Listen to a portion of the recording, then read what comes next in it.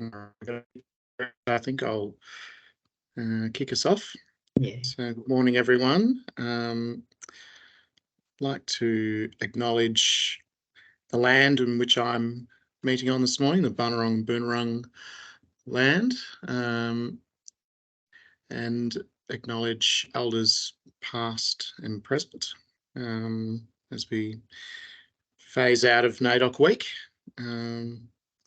which I'm hoping lots of people got to lots of activities and events. And we've got a few more people jumping in now, which is great. But I will hand over to Julie Skate. Well, I'm Michael Stowers, firstly, a Community Arts Officer in the Arts and Cultural Development team. And I'll hand over to the Coordinator of Arts and Cultural Development, Julie Skate, to take you through all things Performing Arts Development Grant, which has changed up a fair bit this year. So thank you for coming in and allowing us to go over some of the changes. Morning, everyone. I do have a PowerPoint presentation, but I'm not going to read through the slides because that's incredibly boring. But can I just ask, with a show of hands, has anyone actually read the guidelines? Because there are new guidelines for this grant. Not looking good. Now, that's very much the first thing that I would ask you to do. Michael's going to put a whole series of links in the chat so that you can see where all this documentation is, because we've got the guidelines they spent a lot of time on. Last year was the very first year that they'd done funding in this way through Smarty grants and quite a rigorous process with acquittals and so forth. Prior to that, money had just been given to anybody who really applied. And so there was a lot of review and revision to be done in the once we'd finished with that last lot. And that's one of the reasons why the Performing Arts Fund became the Performing Arts Development Grant, because councillors were very, very keen for it to be about development, not performance-ready projects, about development and looking at things more of long-term rather than just, 6 months, get your project done, get it in, get it out, that's it. So you absolutely do need to read those guidelines very carefully to see if you're eligible for a start. It's broken down into sections. It's quite palatable. You just look for the Performing Arts Developments Grant section, which I usually know what page it's on, but it's moved a bit, so I've forgotten. But all that information is there. And if you do have any queries, you can just email me or give me a call and I'll talk you through whether we think that you might be eligible or not. So I'm going to share my screen now and just go through this. Did that work? Did it work? Yes. Oh, it's in. I can't see it. That's okay. Well, here we go. Now I've got the right one. So this is the first info session. If you do have to dip out at any point, we do have another one tonight, and we will run them throughout well, I suppose through the year, because this is open until July the 4th of next year, or June the 4th, sorry, next year, unless the funds are expended beforehand. So theme 2 is the theme that this actually fits within, and that's also part of how you develop your application. You read through all of this information and see where you fit. But once again, this is all in the guidelines, so I'm not going to read through it all. The other aspect of it that your project needs to fit within is the Arts and Culture Plan. Once again, Michael will put links to that. You need to actually reference which goals your project does align with, because that's all part of our assessment criteria, is how well your project fits within the Arts and Culture Plan and also the Music Plan. Now, as you can see, there's only 4 themes there, and there's 5 themes with the Arts and Culture Plan. So you'll fit in with something there for sure. So this is the purpose of it. Once again, this is all in the guidelines, so I'd strongly encourage you to read through that. Possibly one of the things that you should be aware of is that if an applicant wants more than $30,000, because that's to do with how much we can sign off on, we then need to bring you in to have a discussion with the panel. So that's, I mean, it's not a difficult thing. There'll just be a few questions that we will want to talk through with you to make sure that, that if it's a project that's going to be asking for a lot of money, that we know where it's absolutely going to go.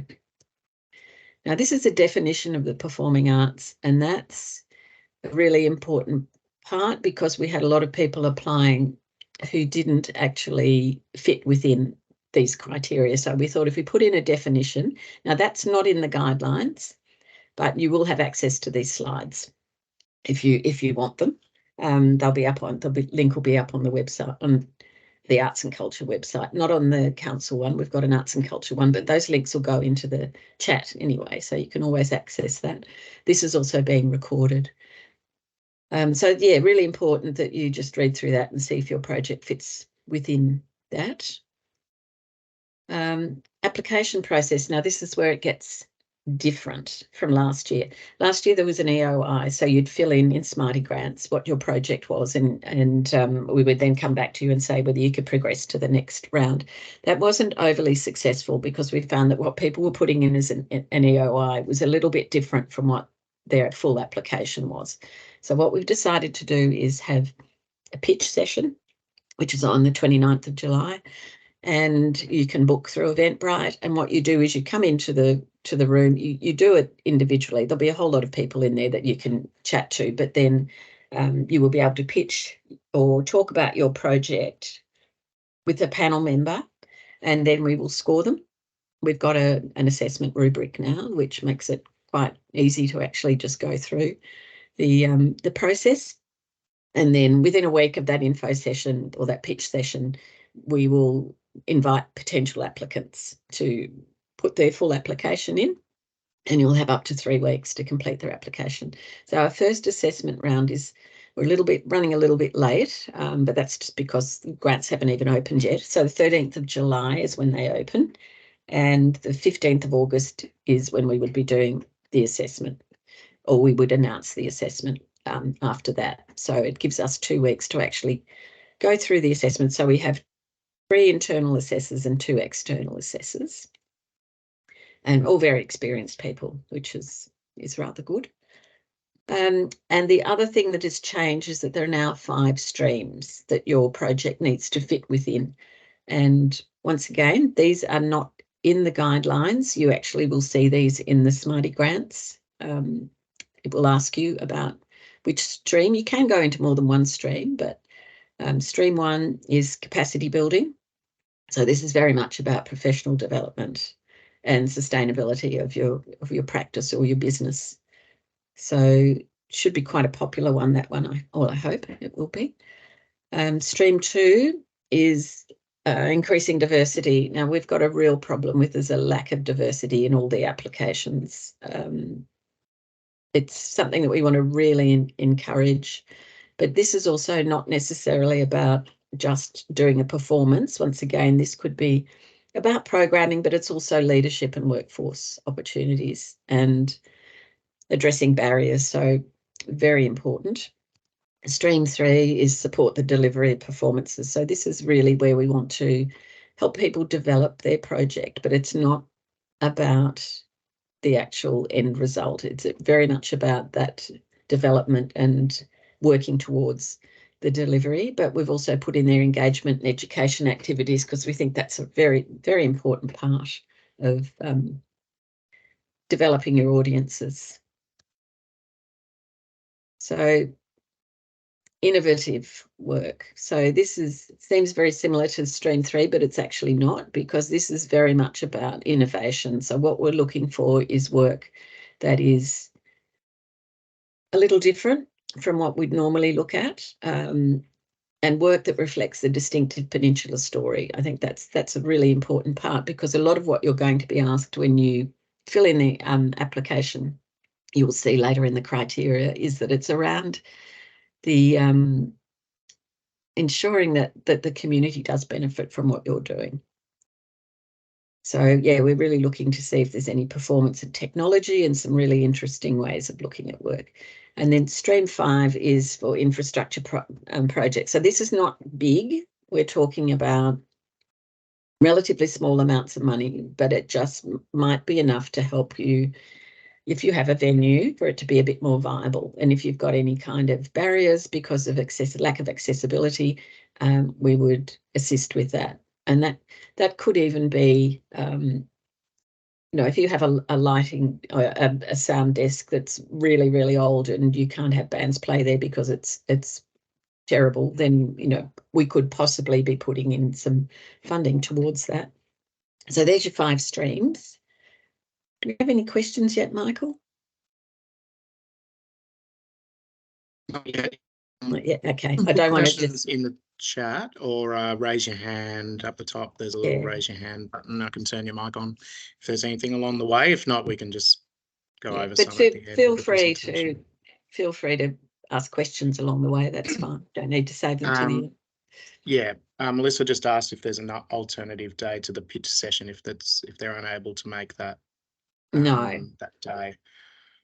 No, but they will be every 2 months. So there'll be another one in. Might even manage to do one in August possibly, but most likely September. So they are ongoing. But no, we can't do more than one. It's really difficult to actually get everyone together.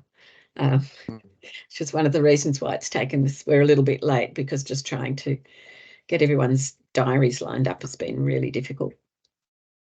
So yeah, there's the pitch. You've got to really know your product. Be aware that we don't fund retrospectively either. So if you've started a project, we won't fund the part that's already funded. If it's in 3 stages and you've already done stage 1, we wouldn't retrospectively fund that, but we might possibly fund stage 2 or 3. Make sure that you've had a discussion with me, or you can leave it till the pitch session, but you don't want to waste your time. It's always better to just ring and have a chat or catch up with me and we'll go through what your project might be. Can't impress enough for you to read the guidelines thoroughly. We had so many applicants who just weren't, it just wasn't aligned with what we were looking for. And I think that might have been around clarity too of the guidelines. So that link there, which Michael will put in the chat, is where you find those guidelines and all the other information. And then there are some grant writing workshops, but we've also got one that we ran last year, which is available online. It's just on YouTube. And we've got a booklet that I wrote and some slides, which might help you as well. Assessment criteria. Sorry, Michael. A question from Kit. Yep. I'll allow your microphone to come on, Kit. And you can turn yourself off mute and have a chat. Good morning. Thanks for the opportunity to discuss this all. And I'm wondering that 30,000, if one group was to have 3 separate projects heading in different directions, if you like, but it's from the one group, does that trip into the a higher level of total grant support?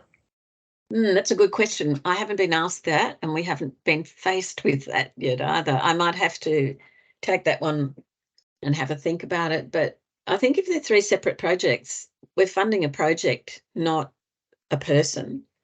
The only issue there would be that we might cop some flack from funding 3 projects from one organisation. So we'd have to look at the risk there. But it would be if you had 3 discrete projects, each worth $30,000, each of those would be considered a $30,000 project, even though, and you would have to have that discussion with the panel. But it is an open amount too. So you could then apply for 90,000 and have the 3 projects as one project, one program with 3 projects under it. So there's a couple of ways that you could probably do it. It would be a matter of you trying to determine what you think might be have your greatest success rate. Whether putting in 3 projects for 30,000, you might get 2 of them. Putting in 1 for 90,000, you might not get it at all. So, yeah, interesting question. Thank you. Thank you. So, assessment criteria hasn't really changed much from last year because they were pretty solid, but your rationale is probably the most important thing and outlining how it connects with those 2 plans. We really are looking for some innovation and creativity. Benefit to the organisation or individual, that's That's quite an important one as well. Benefit to the Shire's community and creative sector. That's super important because we would really only want to fund projects that we can actually see that there's some benefit to the community, whether it's through community engagement or some workshops, or you're providing a free performance to certain members of the community. There just needs to be some way that we can look at it and go, okay, I can see that benefit. And your capacity to deliver. So there's a number of things there. This is the way these grants work. It's kind of interesting. I look after, all program managers look after the information and the assessment of it, but then there's another whole team who are based in finance who look after probity, the funding. They're the ones who issue the letters. They're the ones who manage Smarty grants. They're the ones who give you the money. But there are probity checks done by finance to absolutely ensure that you're not a business that's not viable, that you're a resident of the Mornington Peninsula Shire, because we have had some people who, when they've checked, they found that that was their second home, not their main place of living. And also in terms of the acquittals, they're the ones who go through the budget very carefully to determine whether you've actually paid with spent the money that we've given you on what you said you were going to spend it on, because it needs to be listed in the budget. Cultural permissions is the other one. If you're going to involve Aboriginal and Torres Strait Islander artists or participants, we just need to know that you're culturally aware and that you've got permission from them. If they're Bunurong stories, that's a different matter. We actually do need you to contact the Bunurong Land Council, which is a cost, around $1,500, I think, but you would put that into your budget. And the last one is evaluation. This really needs to be in your grant application, because what's happened is that there hasn't been any evaluation along the way or any reporting along the way, and that's been a bit tricky because we don't really know how people are going, and suddenly we get hit with all these requests to extend, and but there's not been any contact along the way. So that's really important that we understand how you're going to evaluate your project and report back to us every few months or so. The timelines, this is the last slide. So it's open until the funds are expended. Pitch sessions every 2 months. Pitch applicants, successful ones notified within a week, 3 to 4 weeks to submit your application. Notified by the end of the month of assessment. So if it's the 15th of August, you'd know before the end of that. And then once you've signed the agreement, it happens very quickly from what I can gather. So that's really all that I have to run through right now. So I'll shut that down. So we must have some questions now.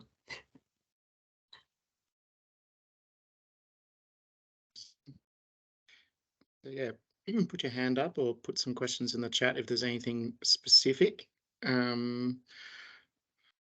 Also in the chat is a link to that pitch session if you want to jump on there and register. That would be good. The first one in a couple of weeks. It's a bit strange, got like a double screen here. Are you still sharing your screen, Julie? Oh, stop sharing. That's right. Two of me. Oh, that'd be useful. too many. Yeah, there's no hands shooting up, so it must have been quite thorough. Is that available to go out? Maddie's got a question. I was just going to say, is that available to send out that PowerPoint that we just went through? Yeah, the only thing I I'll needed send that out to everyone. Yeah, when I did it last night, I didn't have the link for Eventbrite for the pitch session, so I'll just drop that in and then it'll be ready to go. No, so I can send that to all of you, everyone who registered. But Maddie does have a question, so jump off mute, Maddie, and welcome. Hi, thanks for having everyone today. We appreciate it. I was just wondering, with the development side of things, I think we've already spoken about this, Julie, but we opened the venue that I'm working for in March and started programming in March. And I'm just wondering, because it's like no longer, I guess, development, because we started, I guess, earlier than this has been available, how can we fit into your guidelines? Well, have you read the guidelines? Yeah. I've Good. been through Oh, the good on guidelines, you. really. Yes, I've been through them. Well, a new project, but it can't be business as usual. This is what I've been trying to explain. I've been getting a lot of calls from venues and saying, oh, we just want to do this, and it's just a bigger version of what we're doing. But that's what we're trying to avoid people doing. If you develop a project that's completely different from what you would normally present there, then that is fine. You absolutely would fit. But yeah, nothing retrospective. We can't.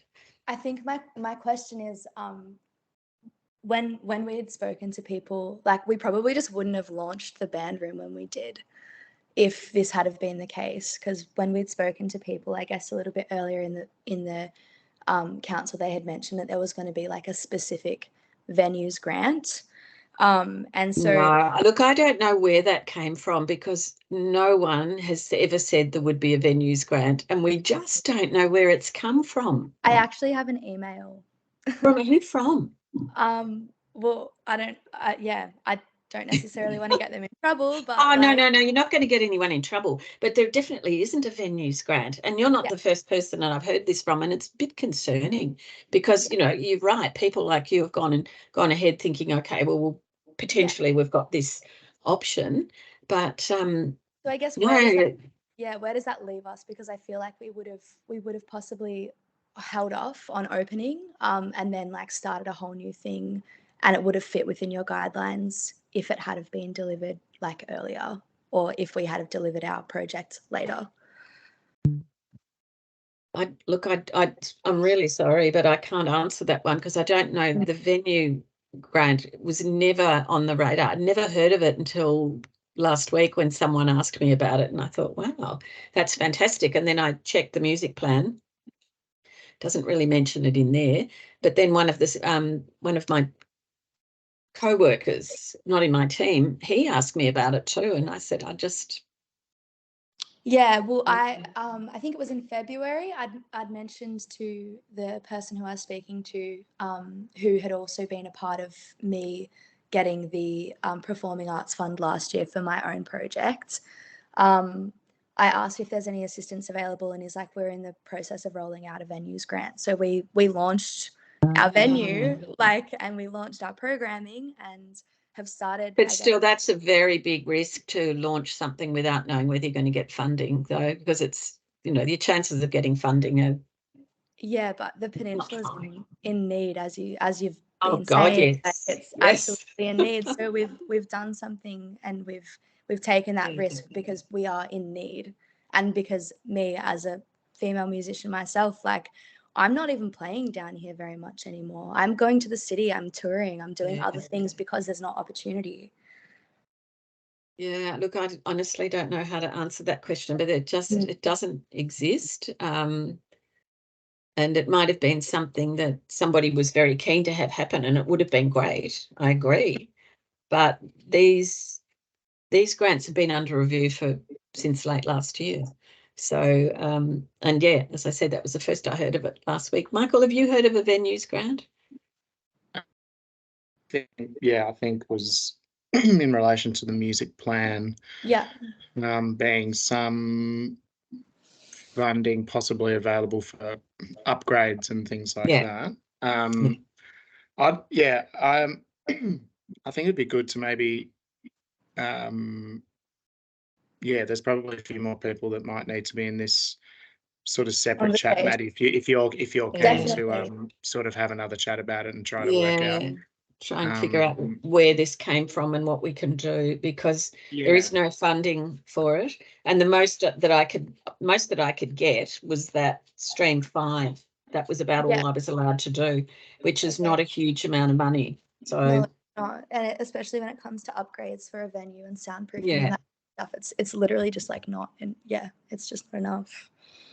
But yeah, I mean, I guess If I'm you're happy. happy for me to follow up with you, Maddie, and Yeah. make a time, maybe we can go over that and That'd be even have amazing. a little chat Yeah. about how we could possibly fit into some of the other streams anyway. So Yeah, I'll thanks. follow up with you if that's okay.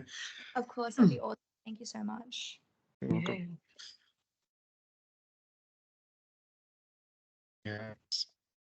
Well, thank you for the chat. Is there any other Yeah. questions you have this Um, morning? No, I've had a big read through the guidelines. I think it's just that we don't really qualify for a lot of it because we have already launched our project. So I think there was someone else with a question though that I just saw. Maybe Kit. Cool. Yeah. Kit. Okay, I'll be in touch, Maddie. Speak to you soon. Another question, Kit. Just want to chuck yourself off mute. That'd be good. Yeah, just a question. How do we book into the pitch session? Yes, there is a link that I just put in the chat, which is that PADG pitch session Eventbrite. So it's just a free registration through Eventbrite, so we know how many people are coming, and it's at the Mornington Community House. So I'll put it again in the chat so you can click on the link, and then you'll get all the information through there. Thank you. So it's just that one I just put in there. Very welcome. Thank you.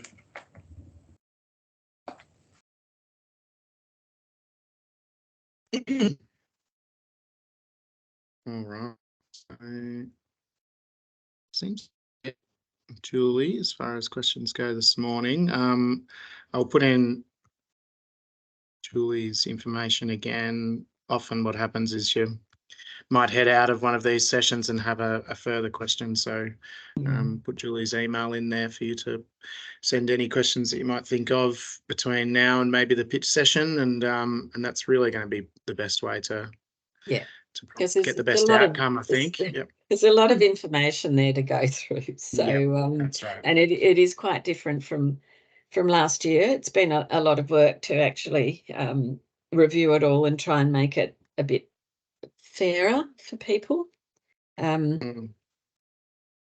We do have another session this evening. If you feel like coming along to another one, if you've got questions and you want to ask your questions then, hopefully we'll be consistent in the information that we give you.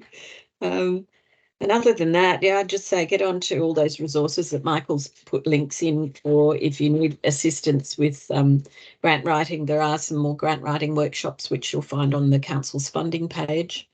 But I can't impress the importance enough of writing a really compelling grant application. And what you will find is that there's a lot of the word counts in Smarty grants have changed so that it's actually much shorter because we're finding that people were putting far too much information in there and it was difficult for the assessors to actually read through it all and assess simply comparing works, because that makes it a little bit difficult that we are actually comparing dance with music, with theatre, with performances of circus or whatever. So it's quite challenging.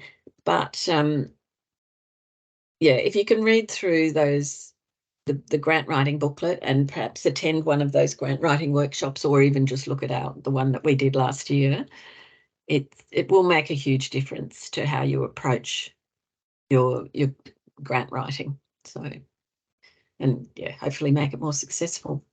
But yeah, please contact me if you've got any questions and I'll answer them. I'm really sorry about the venues grant. I just don't know about that at all. Really unfortunate that that's sort of been getting out into the community. The music plan at the moment is sitting with another department. It doesn't sit under arts and culture anymore. And I'll say this openly, I am working my backside off to get it back because I don't believe it's in the right place. I'll probably get into trouble for saying that, but there's a bit of a hold on it at the moment. So that might be, yeah, there won't be any money coming out of the music plan until that's resolved within the next month or so. So it's, yeah, unfortunately.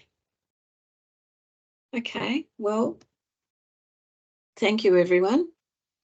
And yeah, let's just hope that we see you all at the pitch session. So. Thank you very much. All right. I'll put my email in there as well for any questions about any of the resources or links or registrations for any of the sessions, and for Maddie too. If you're not in touch, I'll be in touch with you and we'll have a chat. And thank you very much, Julie. Thank you everyone for coming along. Hopefully that's getting the cogs turning, and yeah, we're both here, I think, for questions about that. Julie's the manager, but if you can't get onto her, I'm happy to try to help. And I guess the reality is that the funding is here, and it belongs to community, and we really want it to go out to great projects, and we want to support everyone to get to that stage of being able to get the funding that they need. So yeah, it's a team effort really, and yeah, the more questions, I think the closer we get to being able to put up a really good application in front of the selection panel. So that's what these sessions are about, and we have another one this evening at 6 p.m. if you want to double up or come back for questions, as Julie said. And yeah, let's yeah, catch up soon, and thank you very much for attending this morning. Yeah, thank you. Bye-bye. Cheers.